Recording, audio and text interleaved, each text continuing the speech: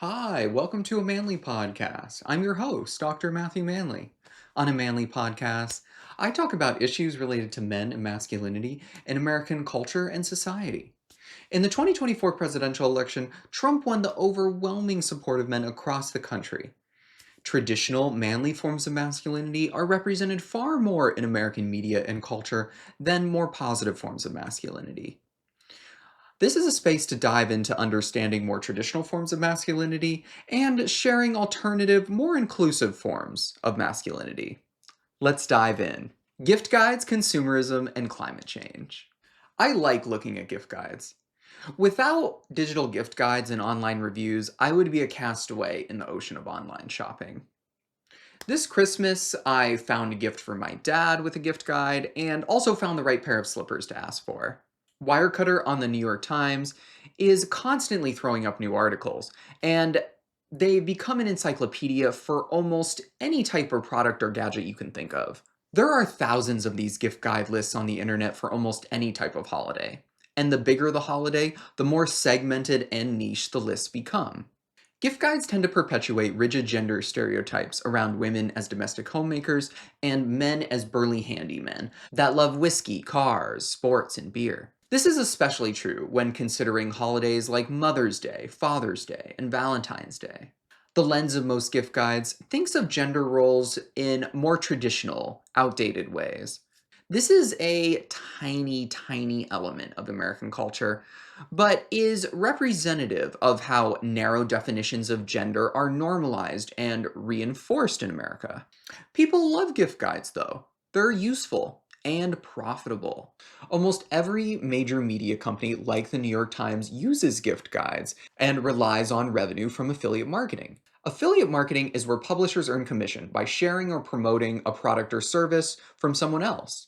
The affiliates in this case are the media companies publishing gift guides. They receive a commission from the company or retailer's sales for visits to sites, signups, purchases, or all of the above. Gift guides are prolific, and they've only become more so in the last decade with the accumulation of stuff from online shopping. They are a valuable source of revenue in a changing, fragmented media landscape driven by distraction. Almost all retailers now offer super fast, low cost shipping to compete with Amazon Prime's free 2-day shipping. The American consumer has become conditioned towards this almost instant gratification where we buy something online with just a few clicks and it shows up at our doorstep. We love to be entertained, and one form of entertainment is lists.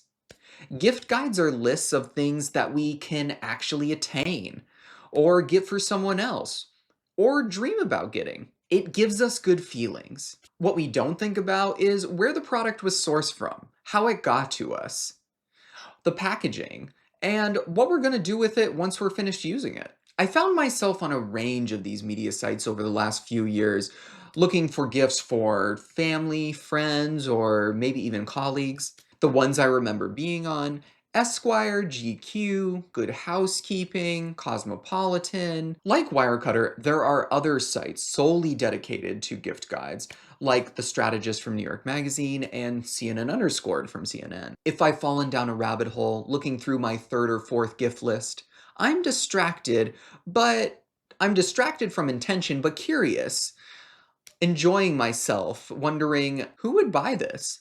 Oogling with my eyes kind of popping out saying, ooh, I could find this useful.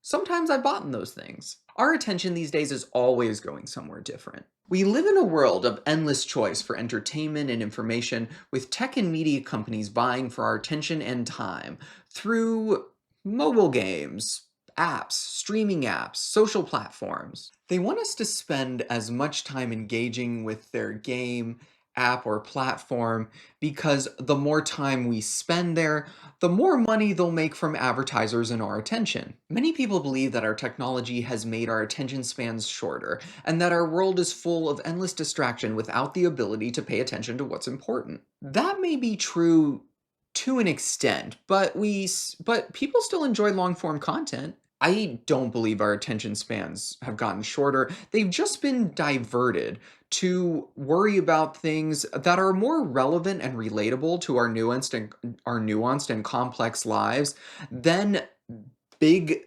big issues like the environment. Masculinity is personal and nuanced for anyone who identifies as a man.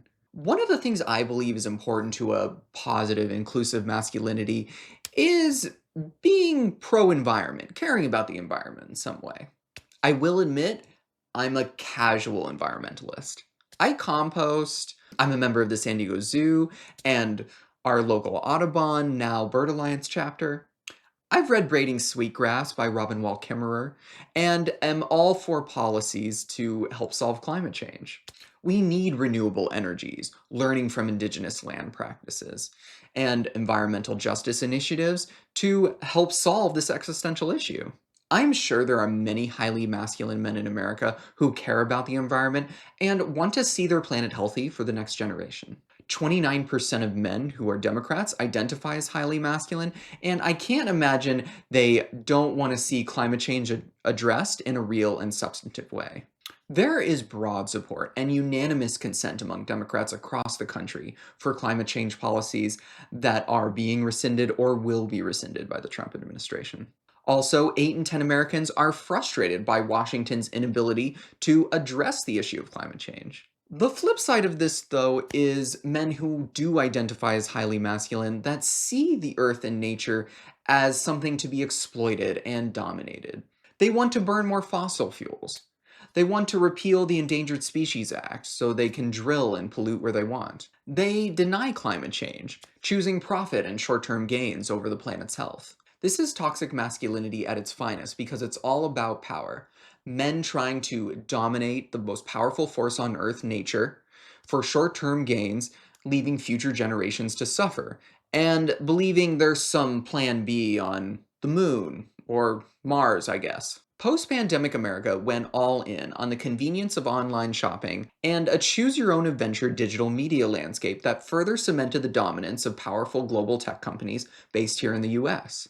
It's not difficult to find nuanced thoughts or long-form content in the attention economy, but it can be difficult to have nuanced and substantive conversations around important issues and problems that the world is facing. Advertisers, of course, discourage us from thinking critically, presenting the world in simple black and white ways. They want us to live life on a plastic surface of simplicity. Most people can see through this, though. Gift guides are essentially advertisements of products, but they give us agency for finding what intrigues or interests us. It's like a simple game, reacting to the different products, reading the pithy descriptions, going, oh, or ooh.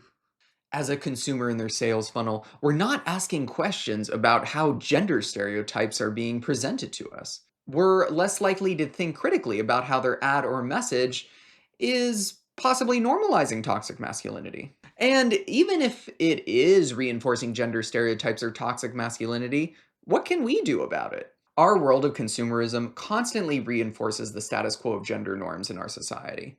And the idea that traditional manly masculinity is the dominant expression of masculinity in America, which it isn't. Asking and answering questions like these can be difficult when our attention is constantly being redirected elsewhere. It's hard to keep our focus on understanding more nuanced issues that require deeper thought over time. At the end of 2024, I was reading an article by a writer in which they talked about how convenient their life felt, but how chaotic the world felt. There are the wars in Gaza and Ukraine, Trump's campaign in winning the presidency, environmental and wildlife decline. I think they were picking up on how our attention is constantly being redirected. Tech companies feed us a complex, nuanced world through convenience and entertainment. They don't leave a lot of space for substance, though, about public policy issues, and I hate to say it, that are really boring, but consequential. Daniel Immerware in the New Yorker wrote an article in which he said that attention trolls captivate our consciousness much more than, say, issues like climate change. For instance, last week, Elon Musk was talked about a lot more than, say, Trump backing out of the Paris Climate Agreement, signing an executive order to block new renewable energy projects, and withhold funds from electric car manufacturers. Consumerism in the age of attention capitalism under our new tech overlords has two versions of the same story. And both of these are parallel truths that exist in our reality. Take the microcosm of the gift guide industry. So let's go with version 1. Version 1 is a success story about how gift guides help drive small business for innovative niche products and services. Gift guides help people choose the right thing without the headache of whatever could go wrong as an internet shopper castaway. They help drive consumerism in the economy.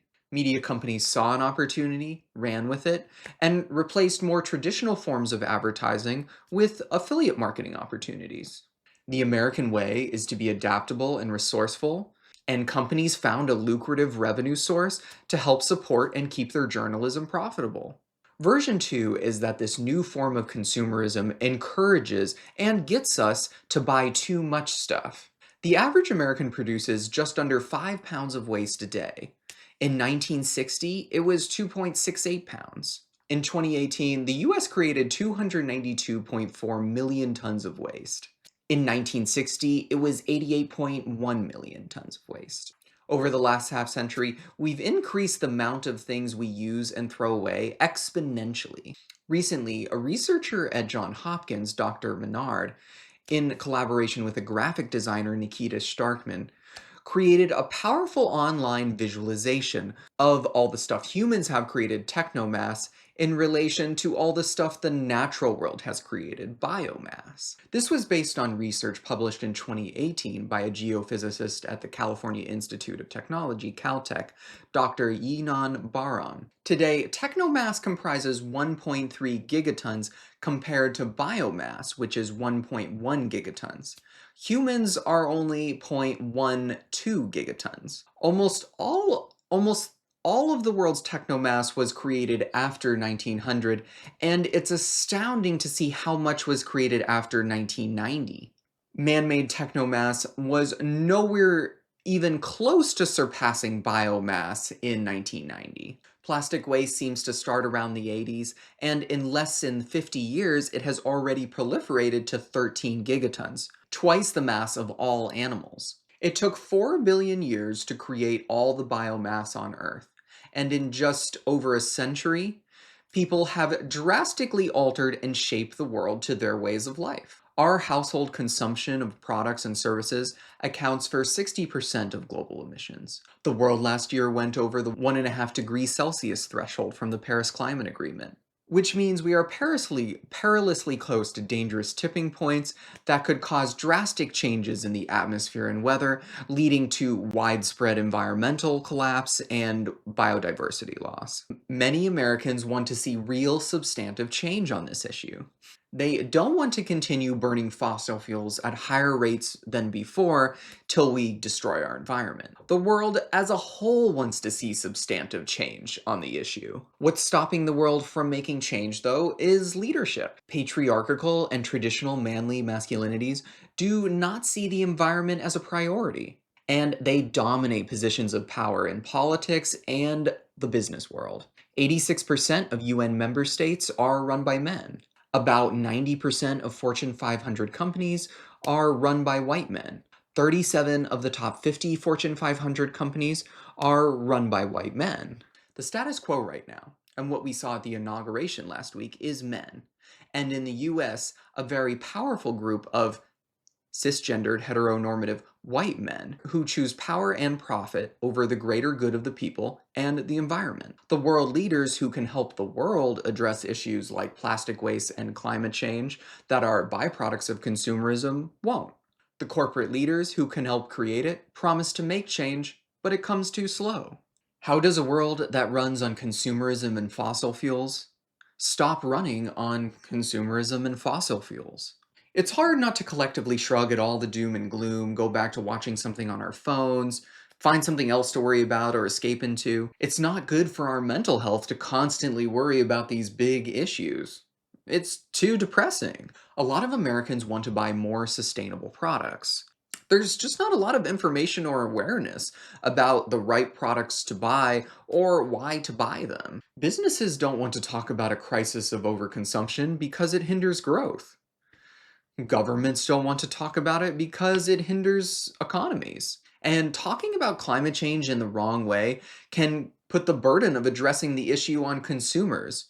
when it should be on big polluters who are generally large corporations. Gift guides are just another tool in the toolbox for businesses and corporations to get us to buy more stuff. And if you love gift guides, if you love buying stuff, you do you. I believe and value people in expressing themselves however they want. If gift guides, I don't know, have helped you level up in your job or got that perfect gift for an impossible relative, then I've probably been missing out. What I am here for is, in a world run by men, I want Americans to know what's up. Most CEOs and world leaders look to keep people in the dark about this stuff, and for good reason. It's not good for profit. It's not a good reflection of leadership at a time when action is needed. I believe men, especially white men, can be conscious of valuing, believing, and at some point advocating for a healthier planet in some way. I appreciate you being generous with your time and listening to this episode of A Manly Podcast. Please subscribe here on YouTube or listen wherever you get your podcasts. I'll be sharing about a topic related to men and masculinity each week. On my next episode, I'll be talking about the masculinity of Spider-Man. Till next time.